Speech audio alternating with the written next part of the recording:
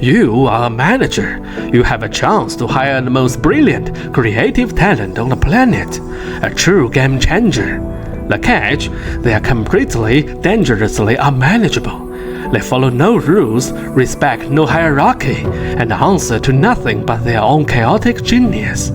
Do you take that risk? This isn't just a modern human resource nightmare. It's one of history's oldest paradoxes. And there has never been a more spectacular case study of it than a man from 8th century China named Li Bai. His story is not just about poetry, it's about the eternal, violent collision between untamable talent and the rigid machinery of power. Welcome to our channel, we bring you echoes across history. Cheers, Li Bai! So, what does this kind of uncontrollable genius actually look like in the 8th century? Li Bai was born not into a noble family, nor into a scholar official pipeline, but into the margins. His exact origins remain a scholarly mystery. Maybe merchant, maybe exiled descendant, maybe something in between. What matters is this: he was not a product of the system, which ironically was the best thing that could have happened to him. While the other bright young men were hunched over Confucian classics, memorizing the rigid rules of poetry and politics, Li Bai was free. He was a wild-growing talent. He didn't just study books, he traveled, practiced swordsmanship, and befriended mountain hermits. He wasn't being groomed to be a bureaucrat, he was becoming something else. He wrote, and this is where we have to pause. Because saying Li Bai wrote poems is like saying Mozart wrote tunes. It doesn't even begin to capture the sheer, explosive force of his talent. His contemporaries wrote poetry with a fine-tipped brush, meticulously crafting each character. Li Bai wrote with a lightning bolt. His verses didn't just describe the world, they summoned it. When he wrote about a waterfall, you could feel the spray on your face. When he wrote about the loneliness, the moon itself seemed to ache in the sky.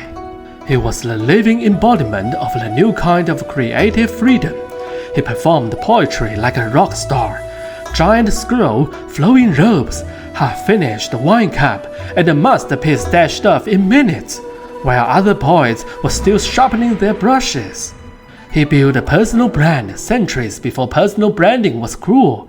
Wine, moonlight, swords, cosmic melancholy, and a heroic refusal to have a normal job. In an age without social media, he went viral.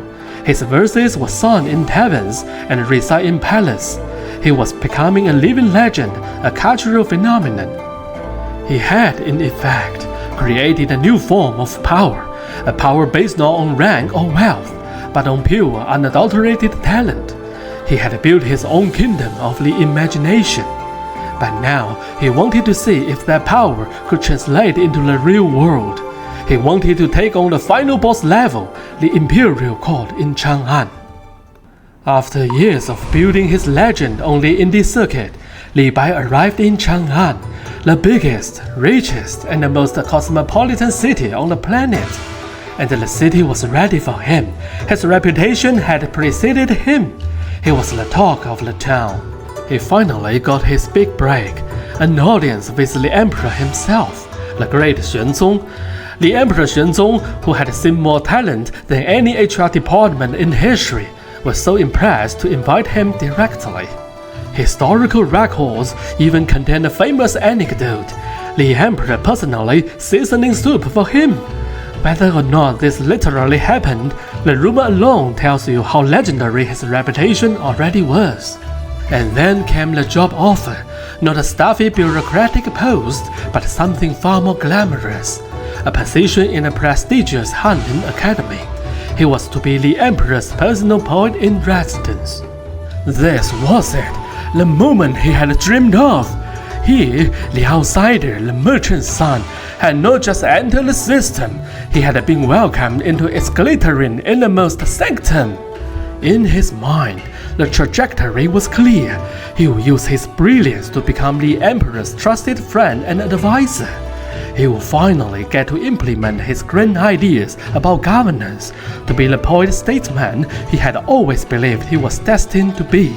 He thought he had just been made a senior partner, but he had fundamentally misread the job description. He had crossed the border from the chaotic, freewheeling world of art into the rigid, ordered world of power, without realizing they were, in fact, two different universes, running on two completely different sets of physical laws. In the domain of art, the highest value is creation and individual genius. In the domain of power, the highest value is stability and control. His job, he soon discovered, was not to advise, but to adorn. He was not a partner, he was a prized possession.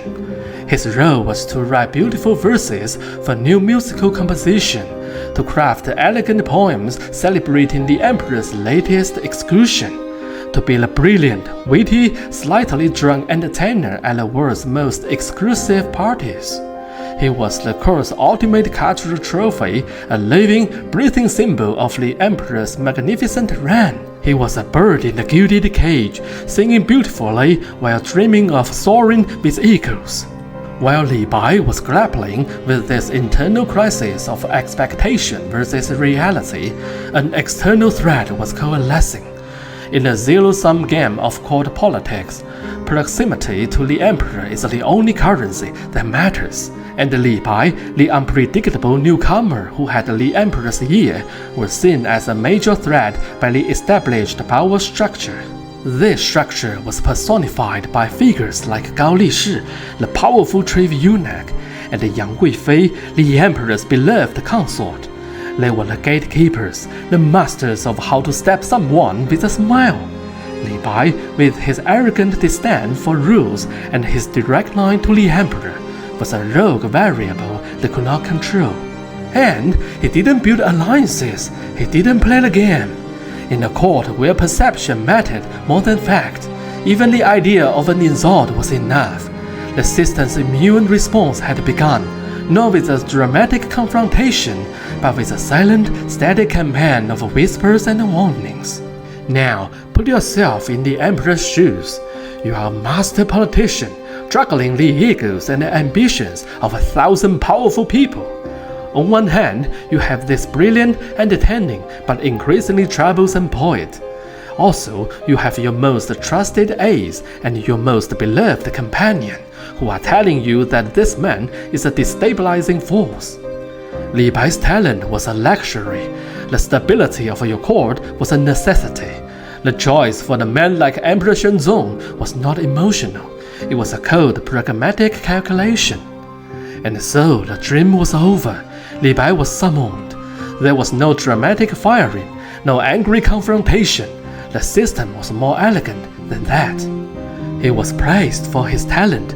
He was thanked for his service. And then he was given a lavish pile of gold and politely informed that the emperor believed his genius would be better served back in the wider world, unconstrained by the stuffy confines of the court. The official term was bestowed with gold and sent back home.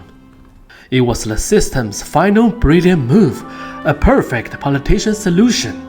It avoided creating a martyr and maintained the emperor's reputation as a benevolent patron of the arts, and it efficiently and quietly uninstalled a problematic piece of code, all for the cost of a pile of gold. People will say an individual's talent, their ambition, their personal destiny, in the end, these are often just ripples on the surface of a much deeper, more powerful current, the great tide of the era itself.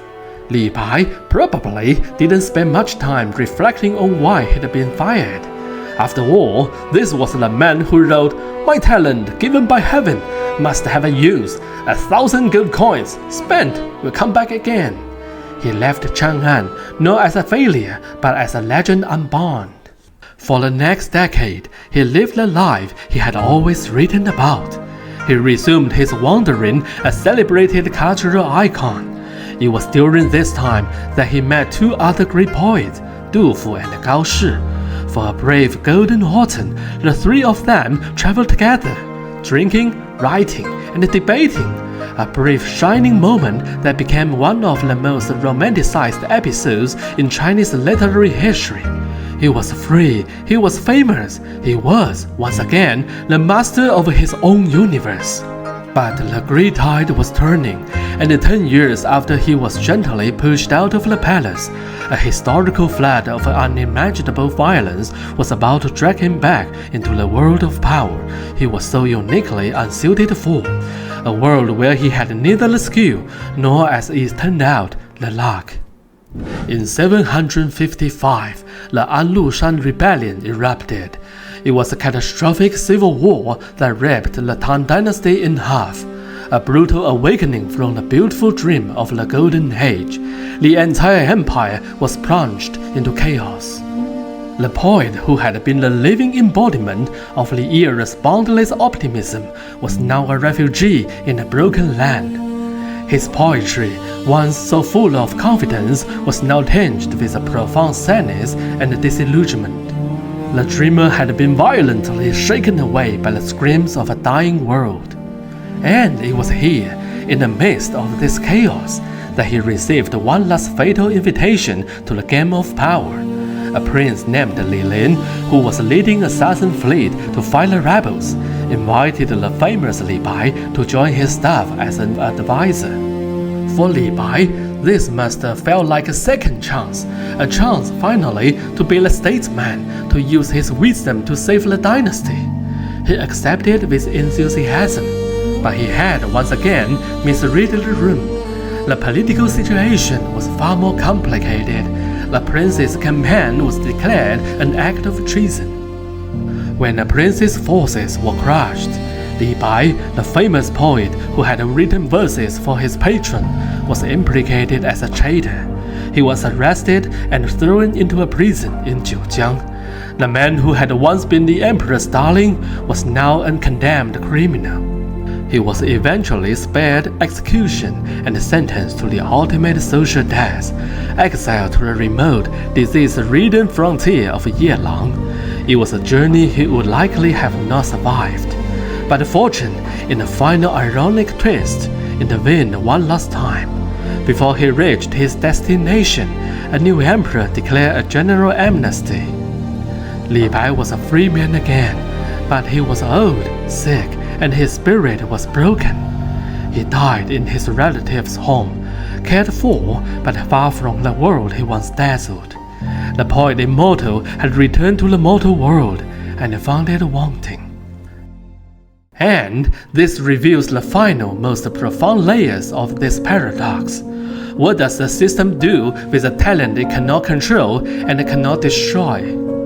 The answer lies in why Li Bai's story became one of Tang Dynasty's defining narratives. The Tang's immune system had a unique, and dare I say, graceful protocol. It chose quarantine over extermination. It didn't crush Li Bai, it fired him with a golden parachute. This gentle rejection is a measure of an era's immense confidence. Only a system that is fundamentally secure in its own power can afford to let its most brilliant misfit simply walk away.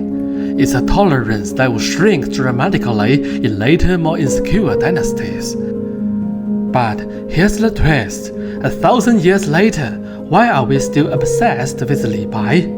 Because we love the domesticated version. It's our shared illusion. We love the myth. We celebrate his freedom because it allows us to feel a flicker of rebellion without any of the risk. We consume his genius as entertainment, safely packaged and stripped off his uncomfortable, system-challenging edges. We remember the wine and the moonlight. We conveniently forgot the prison and the exile. Li Bai the man was rejected by the system, but Li Bai the legend was embraced by it and by us. So let's go back to the question we start with. Would you hire a genius you cannot control? Because here's what we have learned. When we admire Li Bai, we are not admiring the raw disruptive force he truly was. We are admiring the version that the system and we made safe. We want the poetry on our walls. We just don't want the poet in our conference rooms. It's a story that asks not what it takes to be a genius, but what it takes for the rest of us to live as one. So, tell me in the comments, do we really love Genius or only the domesticated, museum-compatible version of it? If you are fascinated by this eternal tug of war, subscribe, because this paradox is still playing out today.